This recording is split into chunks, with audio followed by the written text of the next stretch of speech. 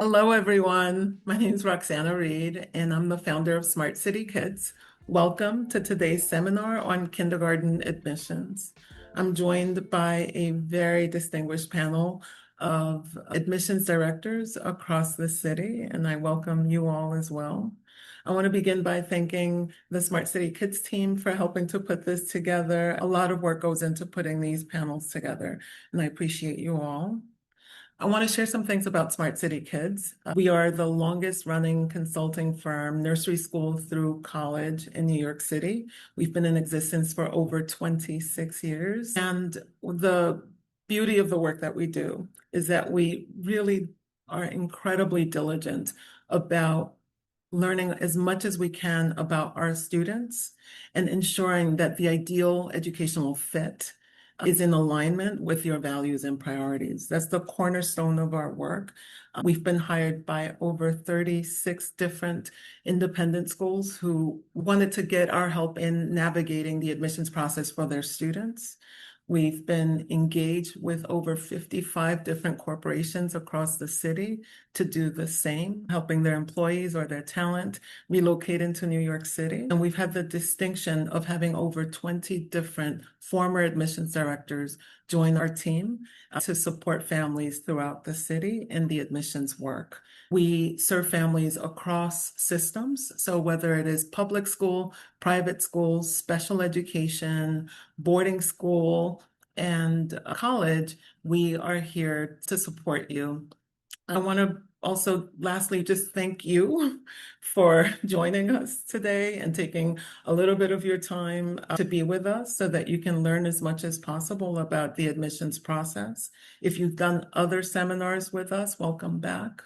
And what I can promise is that I'll try to ask a lot of questions that perhaps you haven't had a chance to hear about or sometimes are afraid to ask. And so I want to make sure that our panel understands that as well.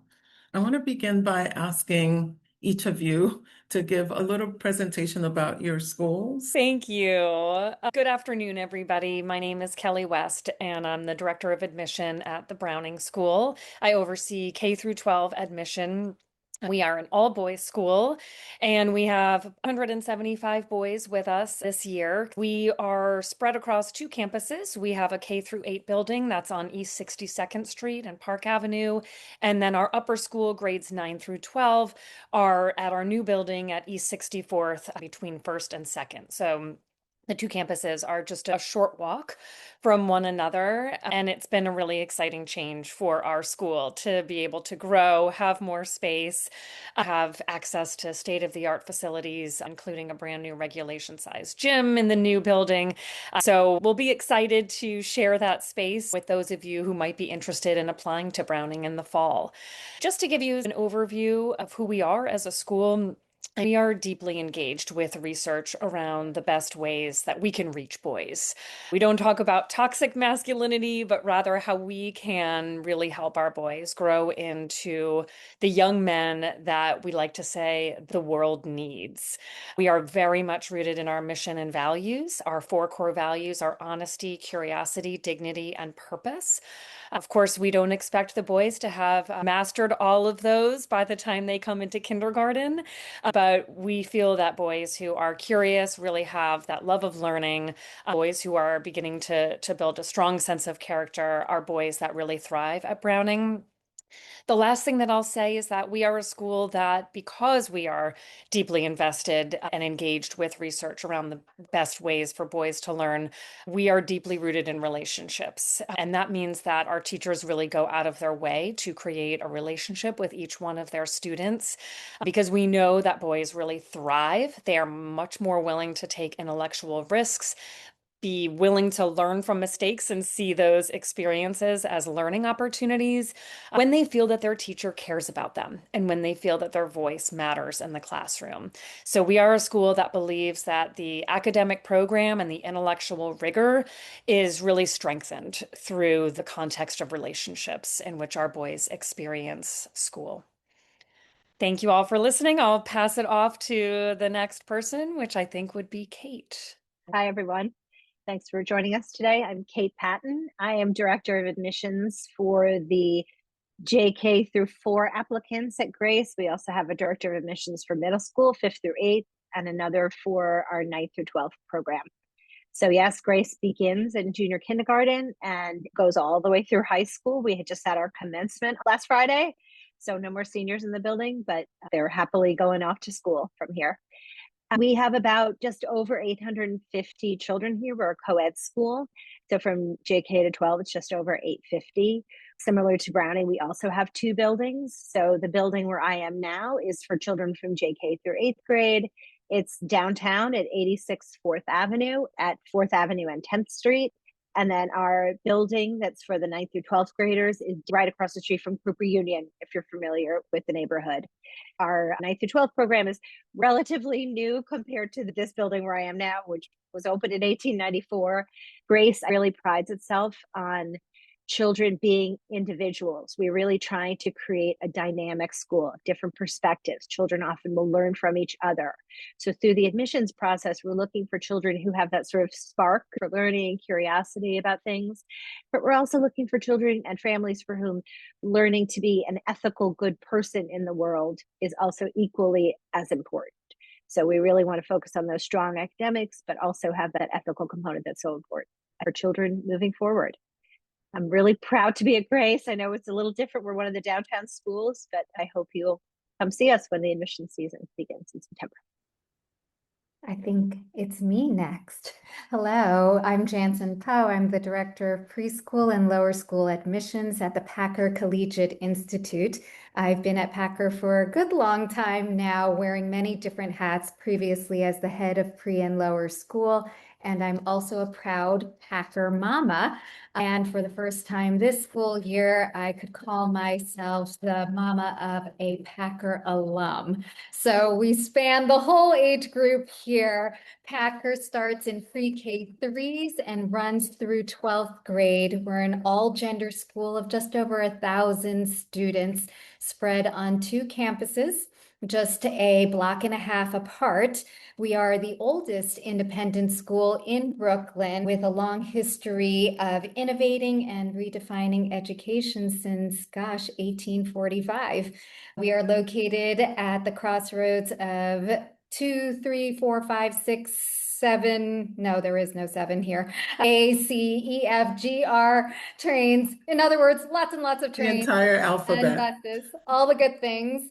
And we draw students as a result from all 5 boroughs, including New Jersey, Westchester, and Long Island. Our facilities are designed for all these different age groups, both to cohabitate, but also have spaces that are specifically intentionally designed for each age group's developmental stage. We just recently opened our brand new lower school building right on our campus this past year. And so we're really enjoying getting that lived in feeling and losing that new paint smell.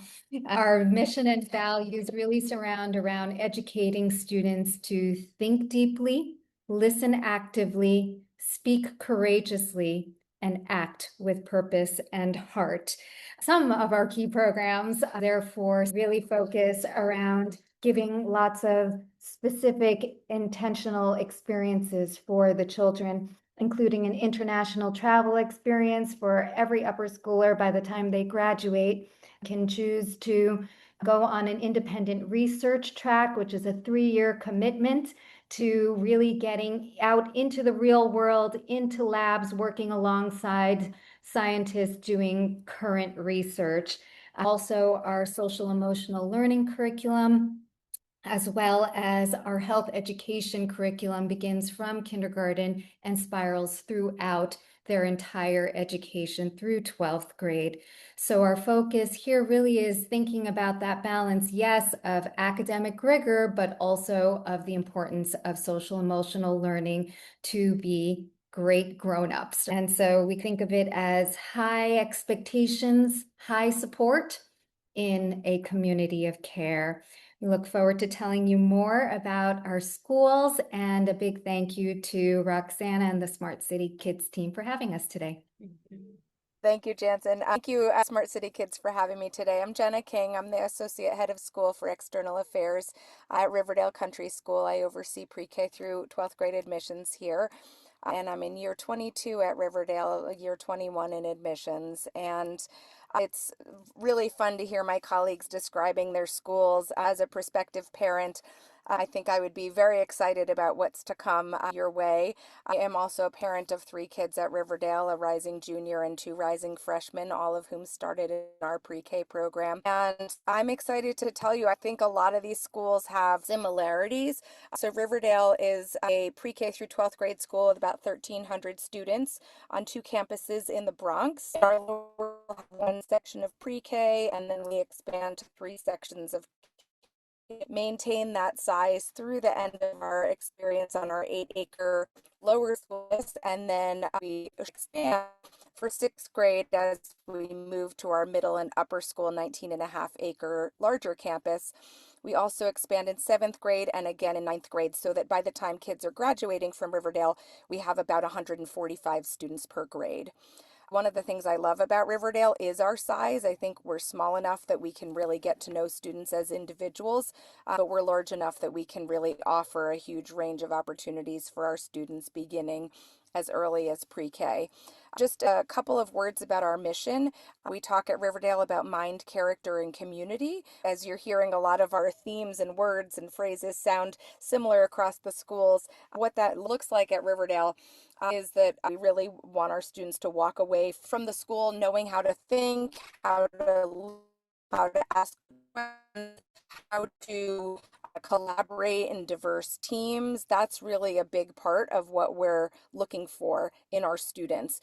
We also really emphasize experiential and interdisciplinary learning. We use our campuses a lot in the learning experience, and we really want our students to make connections across the disciplines.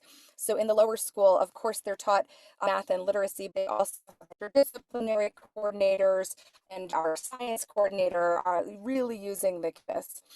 And so those are key parts of what our lower school is all about.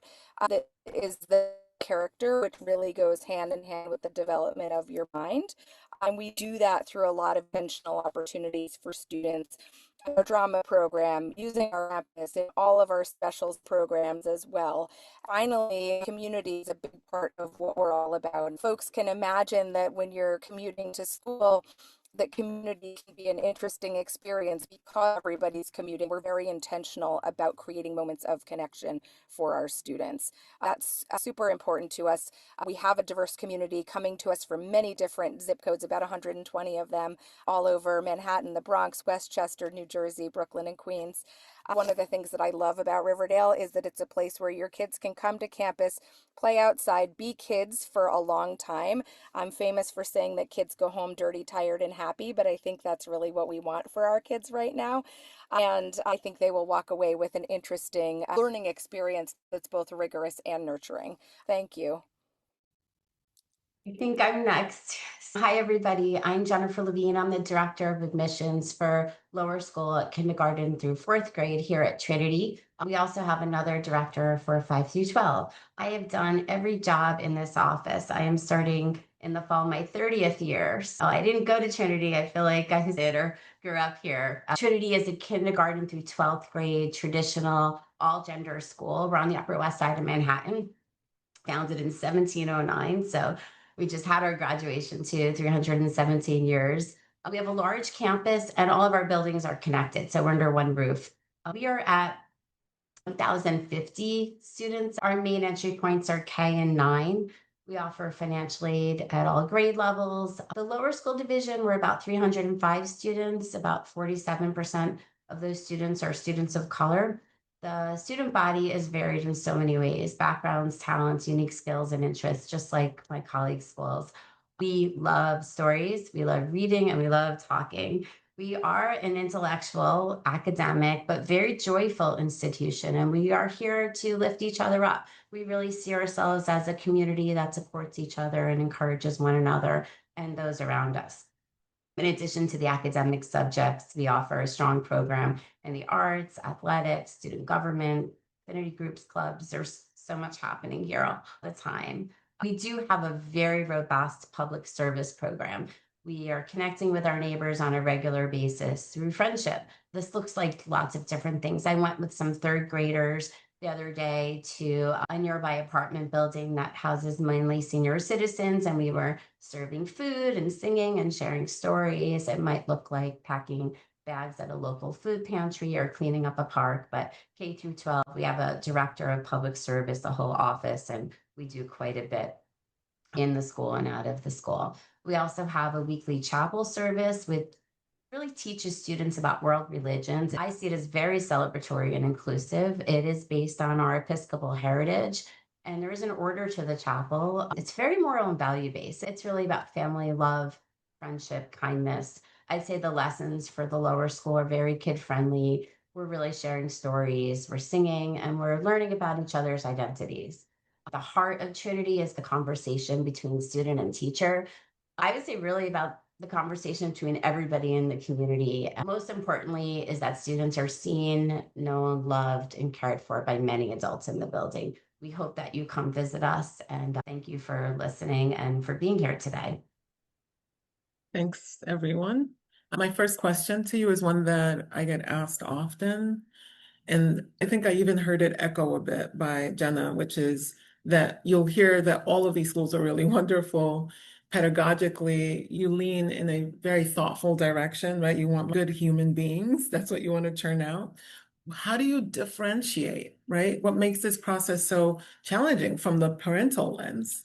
What is the thing that you're actually looking for, right? It's hard to distill you without actually going to your facilities.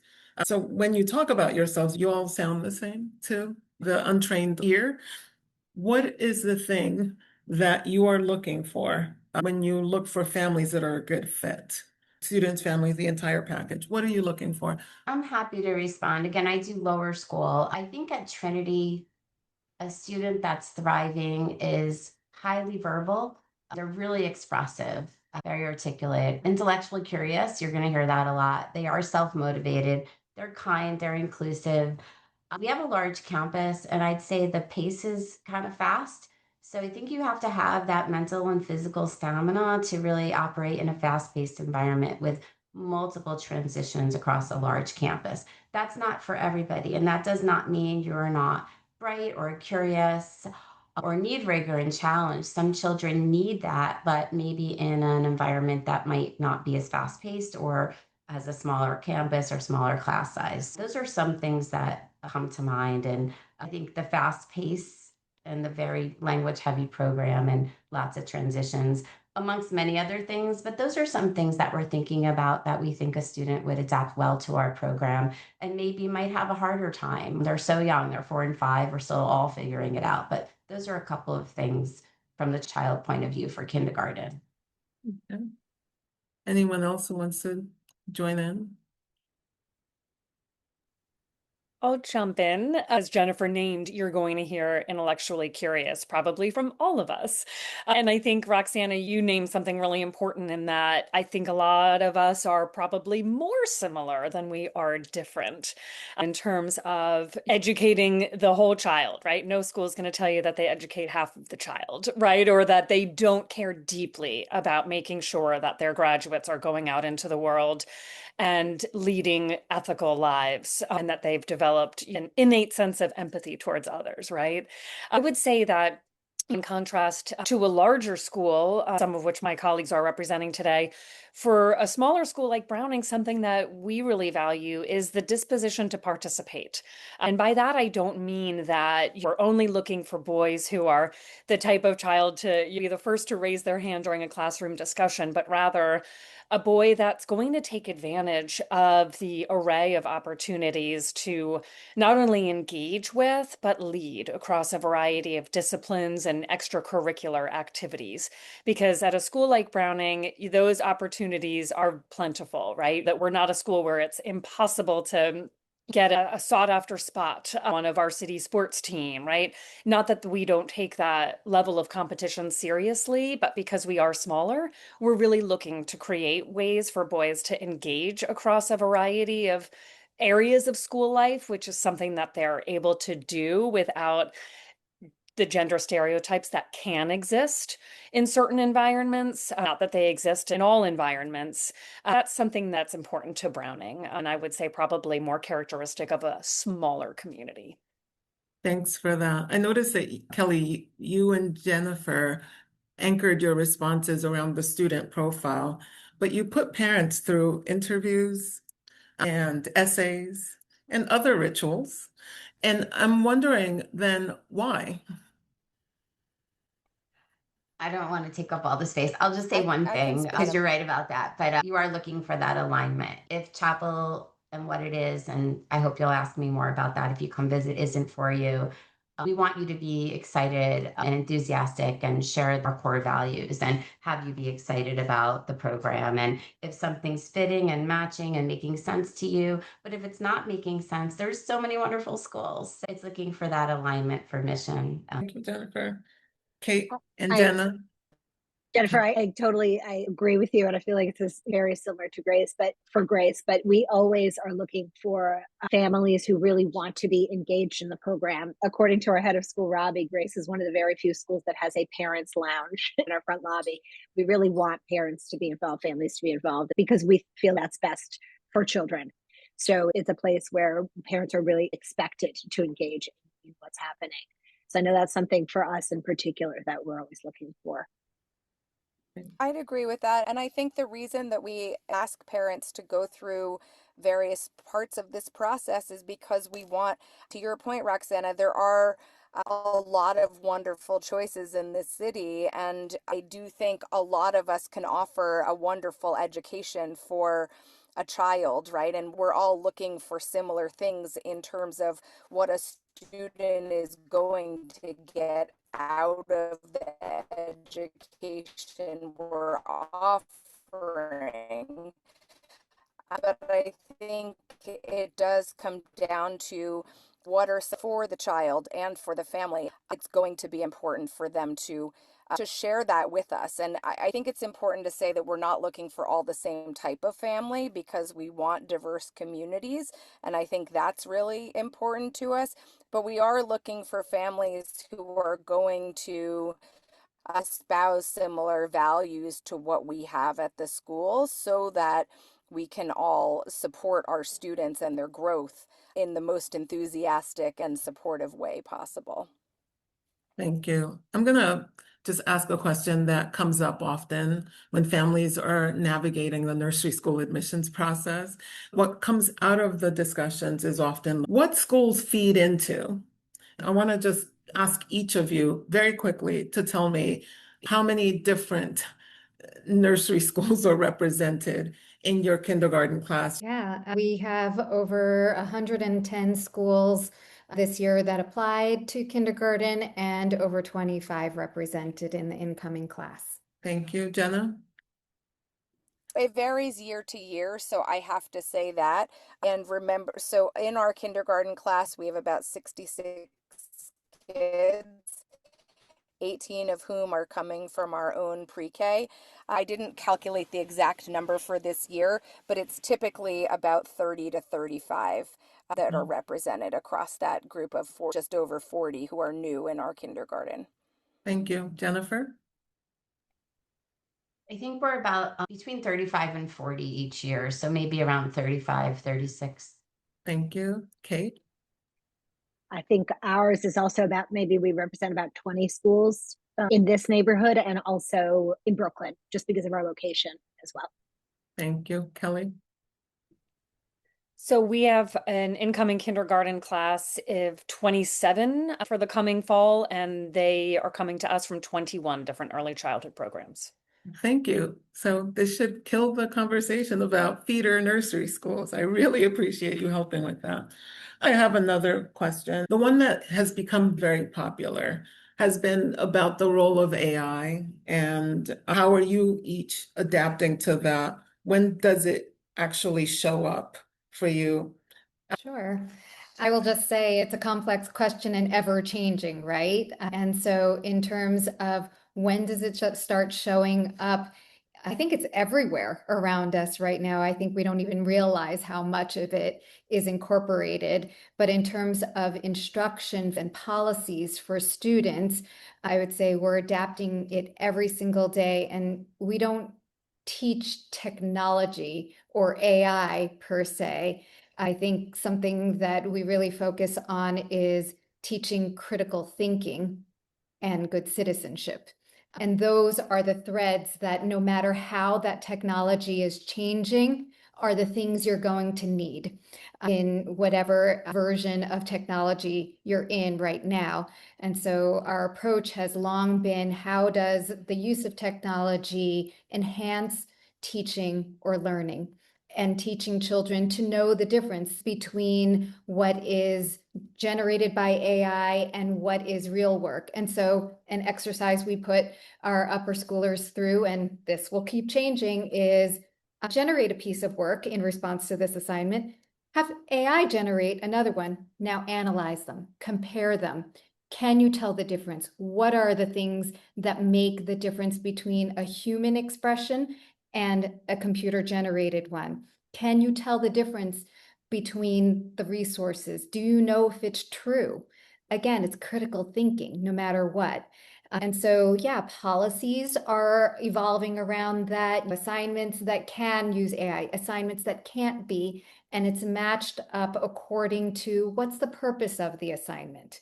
If the purpose is to be thinking about your own perspective, that is a different assignment from quickly calculate this so that you can be able to apply it to something else. That's a totally different use of it. So it's really thinking about going to primary resources, checking your understanding of things, knowing what's real, what isn't. And frankly, there's a piece also around what integrity means, right? We're institutions of learning and teaching. And so what is your own learning? And if you pass up that opportunity by using someone else's thinking or something else's thinking, then what have you lost in that?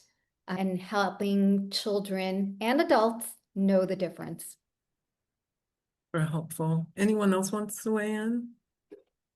I'd agree with what Jansen said. AI is another tool in the toolkit, and that's really what we're trying to equip kids with. And I think one of the things that we have a lot of conversations about at school is where and when is it appropriate to introduce different tools. And some of those tools are technologically related, but some of them are actual skills that they'll use in the classroom. I think the most important thing with this is that our schools are thoughtful about change, and I think we also are very good at looking to different resources for how to learn how to do this. And we're looking at higher ed, we're looking at industry, and I think we don't want to just jump into things and say, great, now we're throwing this into the curriculum, because I think our job as educators is to decide what we're putting before children, and we can't just keep adding to the program, right? We have to think about what are we taking away if we're adding in new kinds of instruction. And so I think we try to balance being thoughtful and intentional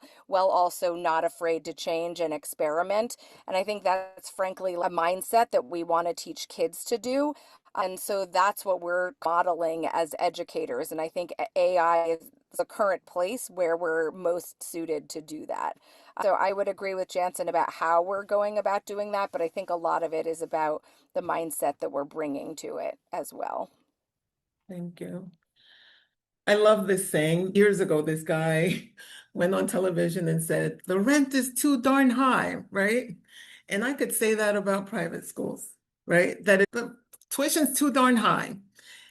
I want to understand, and this is a conversation we have a lot also, given the advent of what people are predicting the future will hold, and beyond that, what is a value proposition of an independent school? I'm guessing probably maybe similar answers here, but I'll get us started.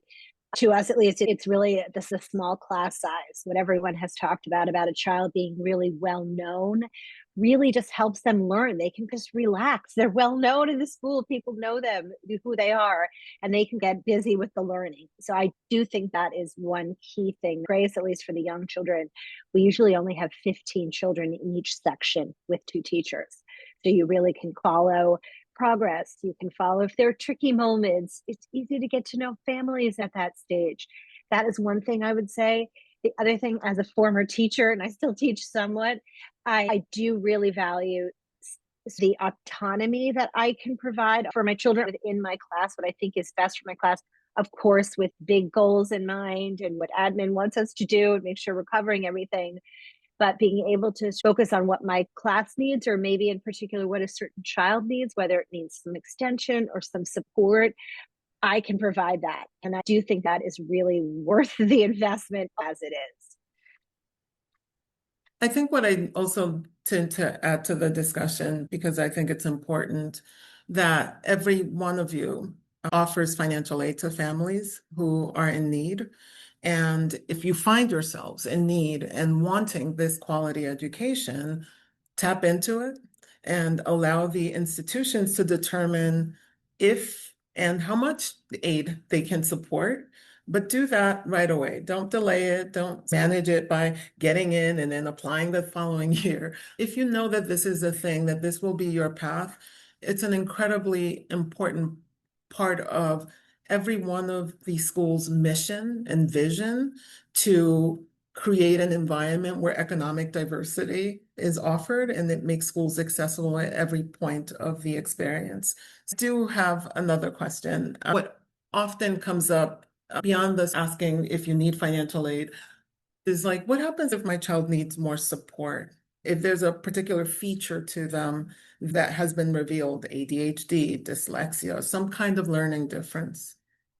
There's tremendous fear around revealing this because their perception is that it's a competitive atmosphere. You don't take everyone. So where do kids like this lie in your institutions, and to tell or not to tell?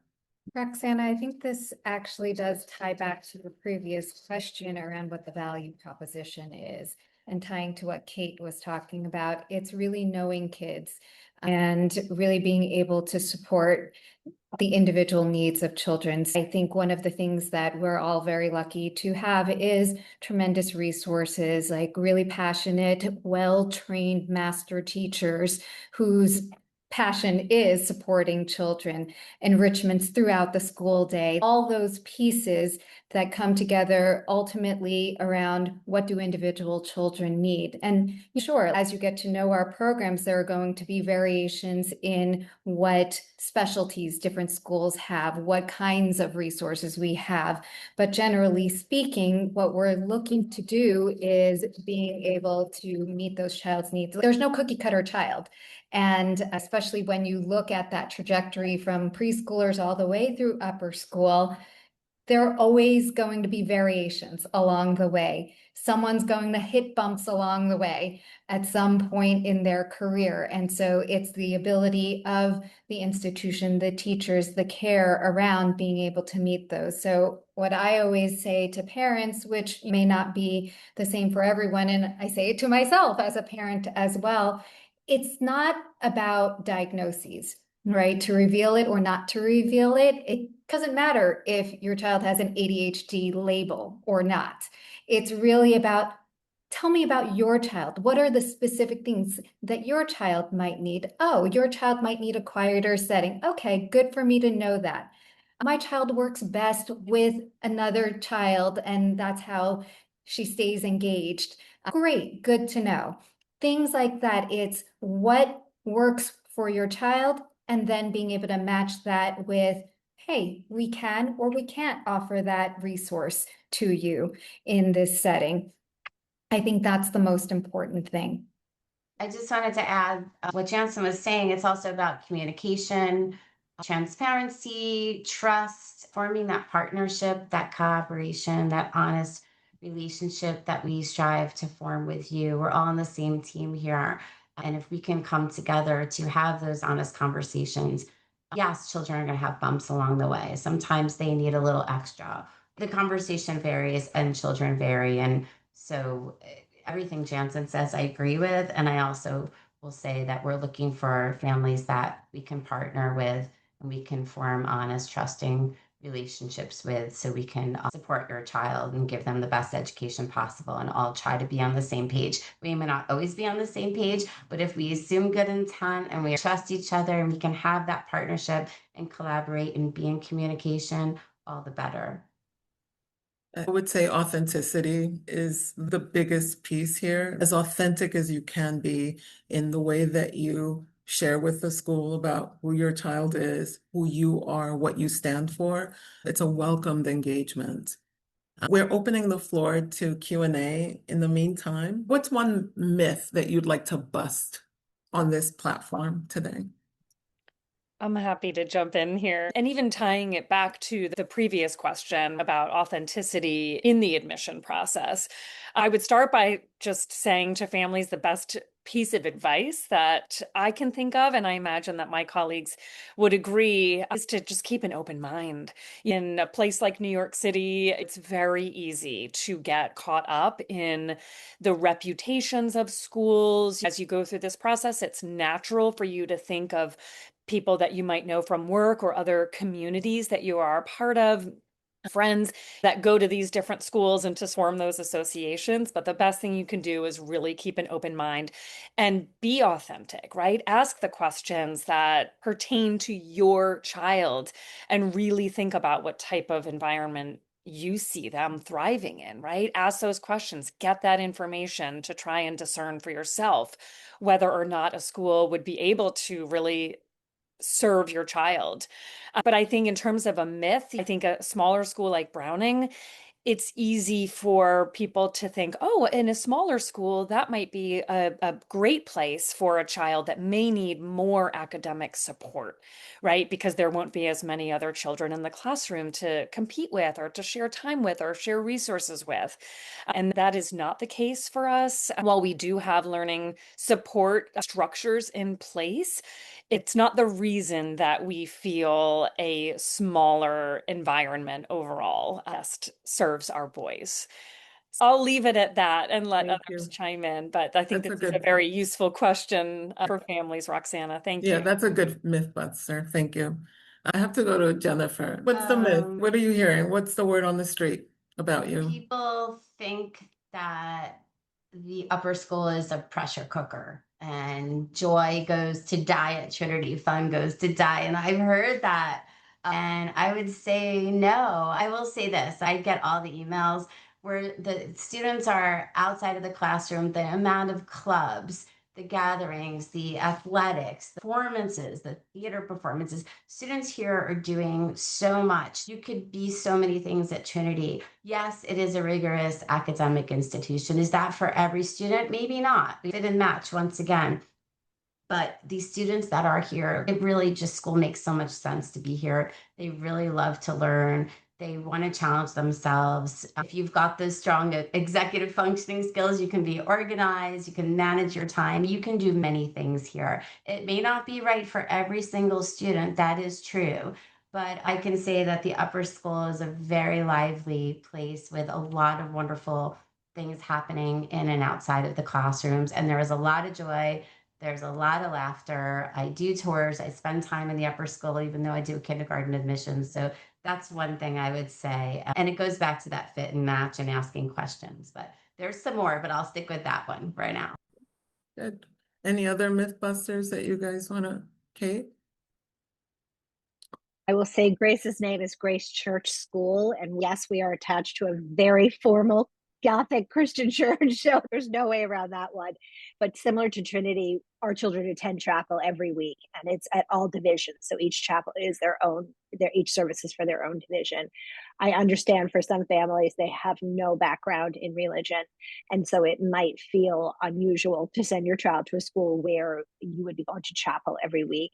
But since I moved into this job, I just honestly invite families part of the process. They can come to chapel with me, because at Grace, parents are invited to chapel.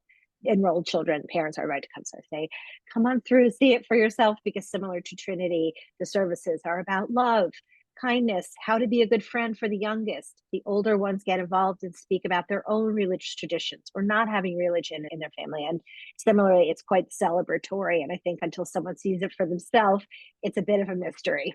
So that's what I'll say in my particular situation, my myth. Very helpful.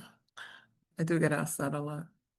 Jenna, sorry. Oh, that's fine. I was just going to say, I think for us being more of a commuter school, I think we sometimes get asked if parents will be able to be involved in the education of the kids. And I would just say, I think for us, it's less the quantity involvement. You're not dropping off most days, but I think as a result, we've been very intentional about coming up with ways for parents to come and spend more quality time at school, whether it's through an art share or a drama share or through volunteering during our Thrive break, cultural celebrations or other things like that, or even city gatherings for our families. I think we really try to have everybody feel like they can be as involved in the educational program as they might be at other schools where they are doing drop off every day. Super helpful. Jansen. As the lone Brooklyn representative among these schools, we're not far. It's literally 1 or 2 stops across the bridge or on the subway, super easy, and you don't need vaccinations. Come to Brooklyn. That's first. But I think something a little bit more generalized that is often a myth is people like to say on the park bench, don't even bother applying, you won't get in. And that's not the case. I think there is a proliferated kind of message, the fear tactic of saying, don't try, don't bother. I think our institutions work really hard to be inclusive and to, from your earlier question, Roxana, like how many schools are coming into our schools? It's a wide variety. And so come see for yourself and make that decision around what makes sense for your family. Yeah, it's almost like you got to be in it, right? But I hear that a lot. Don't bother. There are too many students that are already coming through from the nursery school into the kindergarten for you, Jensen. I hear that about Jennifer and Trinity all the time. I hear that about It's like a constant conversation. So I agree with you that they should go for it, because if you don't, then you've not given yourself a chance even at the opportunity. I just wanted to echo that we might have kids coming up from, we don't have a preschool, but true, or siblings, faculty, staff, alumni candidates, but we all do have spaces and we want to be inclusive, and we definitely have spaces for families that are not affiliated with our schools. And it's a dance, it's a juggling act, it's challenging. Fortunately, we have admissions committees that we work with. We're looking for that fit and match. And we know we can't do it all, but we are committed to having spaces for families that are new. We encourage you to apply, to visit, to ask us questions. And I agree, we really try to be inclusive, and just look forward to having you all apply. We do have a question in the Q&A. It's very specific, but I think it's worth sharing out loud. A question: is financial aid available to families making between 130% to 165% of AMI, approximately 200K for a family of 3?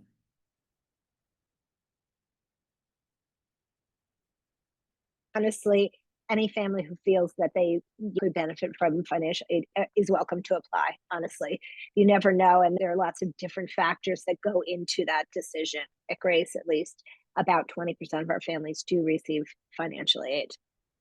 Yeah, I was going to say that this is one of those where you have to apply and see what happens.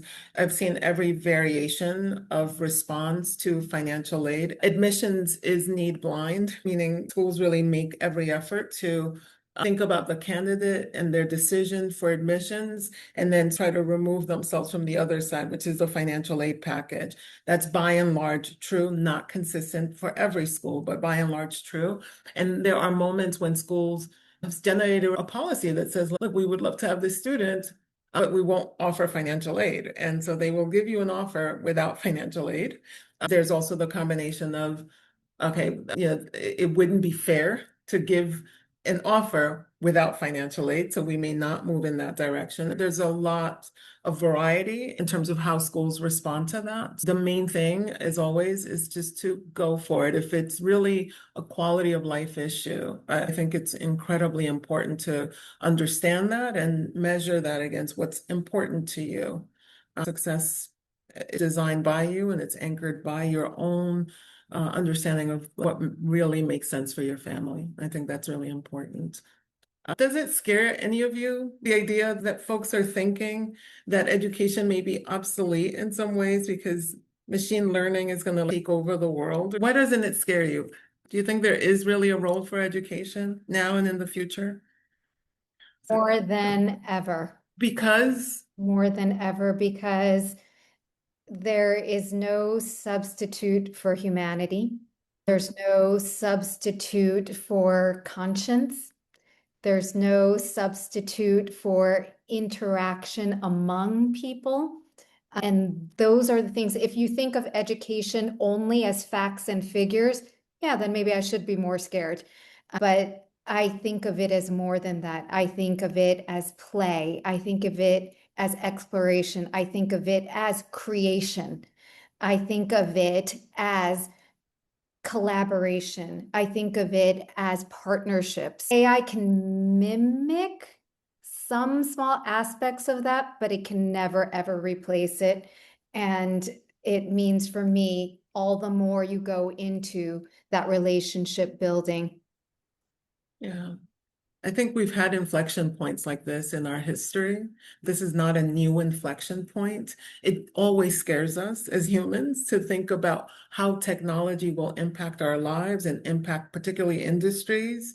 But we always persevere. We always come above that. And I think, Jensen, you hit it, right? My son is 6'7", and he played professional basketball. And every coach would be like, you can't teach height, right? There's something natural about just his height. You can't teach it. He's 7'2" wingspan. How are you going to teach that, right? You can teach skills, but not that. In some ways, humanity feels like that to me, right? There's something about the human condition, its adversity and its evolution that is very difficult to replicate. And I know we will try, but for now, it's so important for us to stay connected, to understand how to navigate against competing interests and to share our ideas and to have competencies that bring passion to life and passion to bear. I have to ask the educators, of course, we're going to say, yes, you need us, but I do think there's a place for this. And I am having more discussions with parents about the advent of this technology and whether it even makes sense. And humanity always rises during these inflection points, no matter what the data says or the industry say about the takeover and also our dissolution. So, my 2 cents. Thank you for indulging me in the last existential conversation. I want to thank you all for participating on this panel. I want to thank our panelists once again. You've been wonderful, and you certainly represent your schools extremely well. I love that there are some of you that have done this for more than a decade or 15 years, which is insane. And so I really love your participation and your analysis and giving families the opportunity to hear your own perspective on what your school brings to students.